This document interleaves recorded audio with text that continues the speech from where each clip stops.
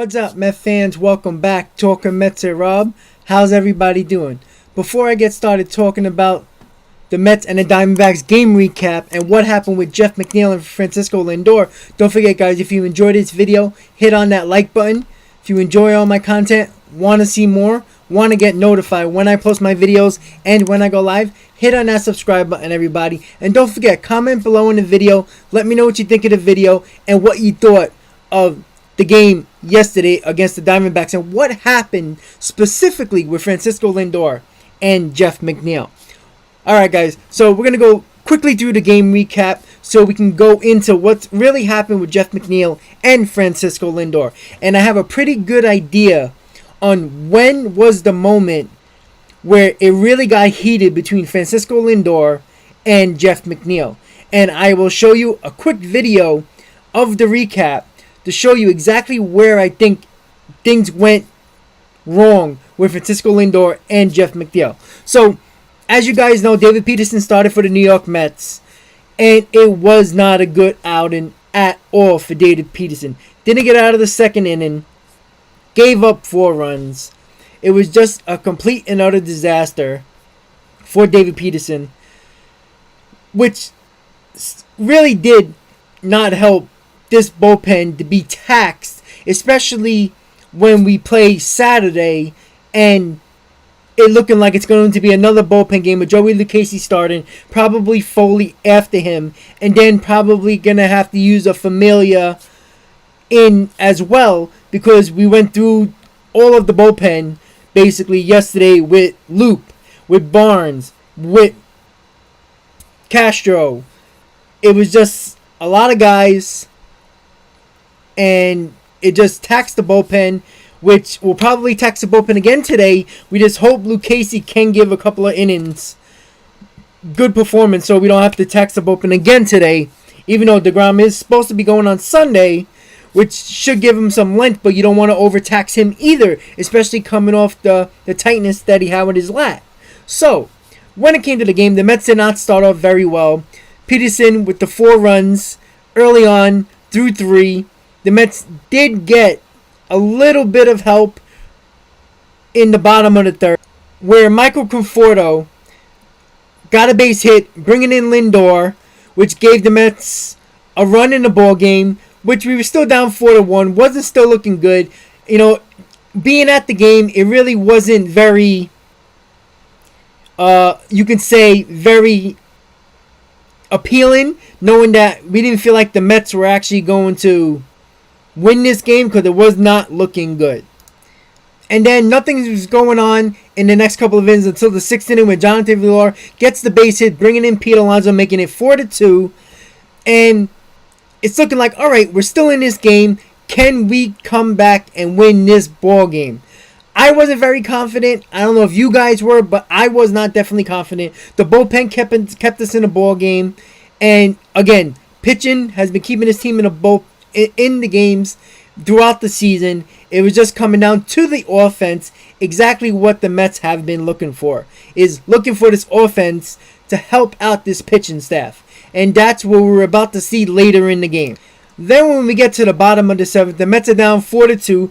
Tomas Nido works a walk, getting on first base. Here it comes. Lindor comes up to the plate, and boom! He hits his first home run at home at Citi Field in the 7th inning, big time home run.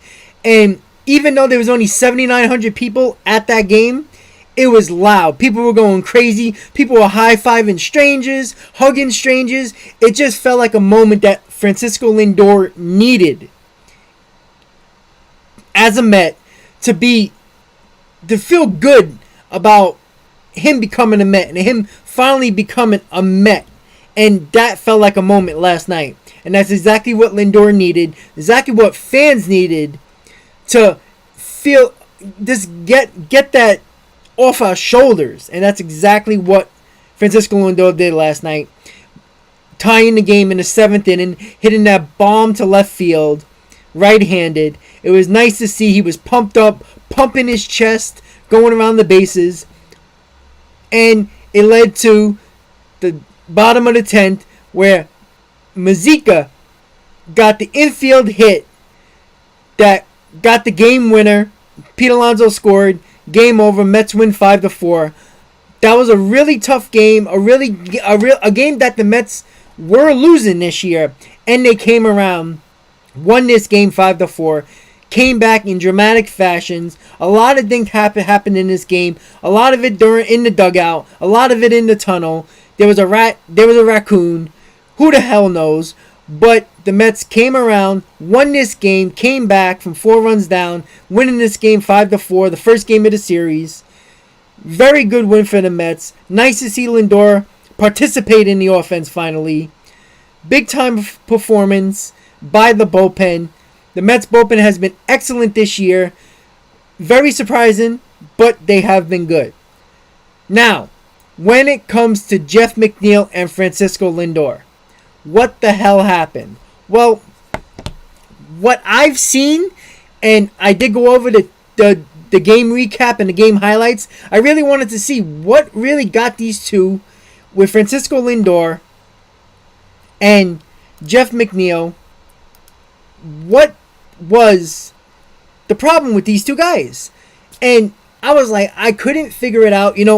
I was at the game, so I couldn't really tell what was going on because I couldn't get the live feed on the TV or anything like that because I was at the game. So I only got a little bit of news that I got from Twitter about there was a commotion in the tunnel in the Mets dugout. Didn't know what was what. We knew it was with Lindor and McNeil, but we weren't sure what the hell was going on. So I was like, I got to figure out what really got the tempers to flare with these two guys.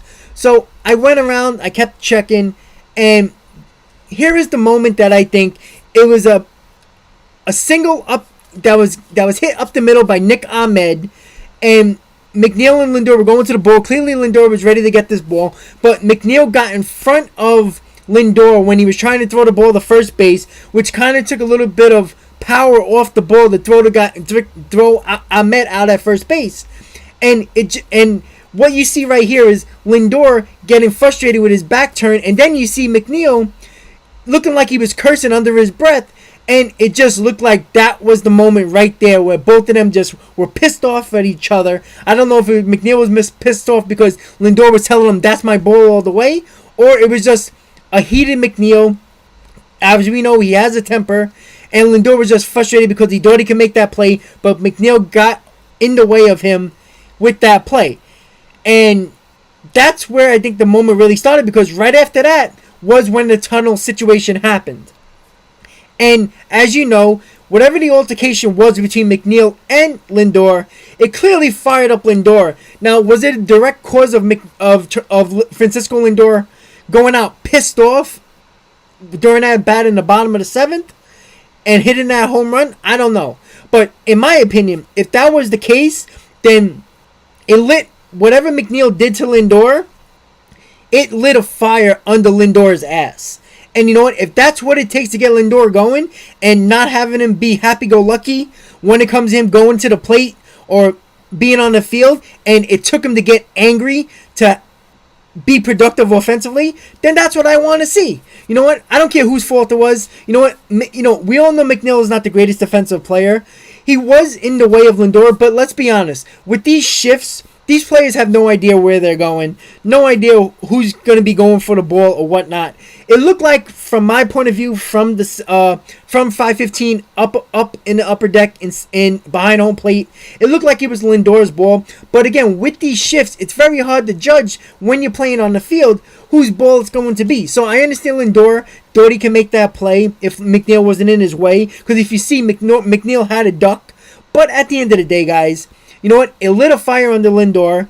Maybe you can tell Lindor was pumped, but he looked angry running the bases. So clearly, the frustration or the anger or the tempers that flared in the tunnel in the Mets dugout was something that was a direct cause of Lindor using his anger to pick up his offense. And that's what I like to see. And at the end of the day, after the game, the reporters were asking Lindor, McNeil, and they talked about, it was nothing, we thought we saw a rat, we thought we saw a raccoon, it was back and forth, who saw the rat, who was a raccoon, Lindor never seen a rat, so it was these two back and forth, and clearly it wasn't a rat, It wasn't a Raccoon. It was McNeil and Lindor. Tempers flared in the dugout. I specifically think it was that specific play that really got under Lindor's skin and pissed off McNeil, because McNeil was like, listen, I'm trying to get the ball just like you. It was up the middle.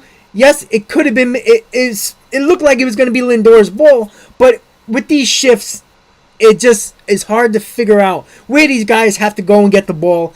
It was up the middle, so it was on the left of second base, so it was clearly Lindor's ball. But where these guys were playing during the shift, during that Nick Ahmed at bat, was just, it just happens.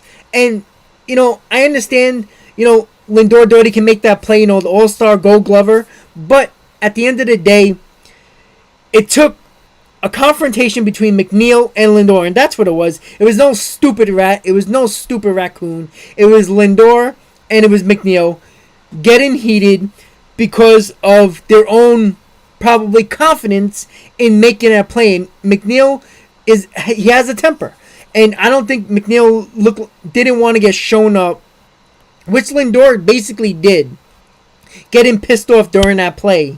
And he basically shown up McNeil. Maybe not intentionally, but Lindor definitely did show McNeil up. And I don't think McNeil liked that. And that's when I think tempers flared, which came into the whole situation in the tunnel between Lindor and McNeil. Some people say that there was a couple of fist thrown pushes. I don't know. But at the end of the day, we know it wasn't a rat. We know it wasn't a Raccoon. Obviously, they're sticking to their story. And of course, the infamous manager, Luis Rojas, had no idea.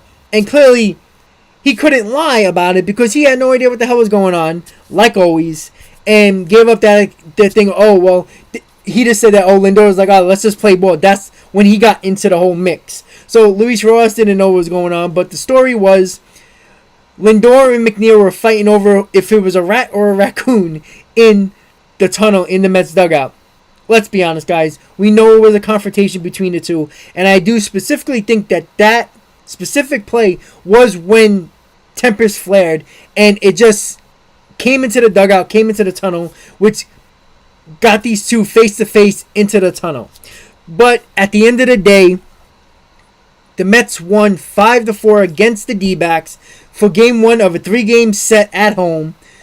We got Joey Lucchesi on the mound Saturday, and then we got DeGrom hopefully on Sunday. So it was a good start to the series. Mets win 5-4. It wasn't looking good early, but the New York Mets did win the game, and that's what matters. That is all that matters.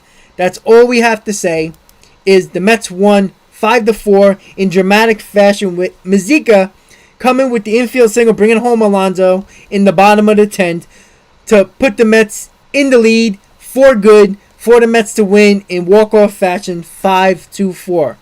I want to thank you guys for watching. Don't forget, guys, if you enjoyed this video, hit on that like button. If you enjoy all my content, want to see more, want to get notified when I post my videos and when I go live, hit on that subscribe button, everybody, and let me know in the comments what you think of this video and what you truly think of what happened in that tunnel in the Mets dugout between Lindor and McNeil.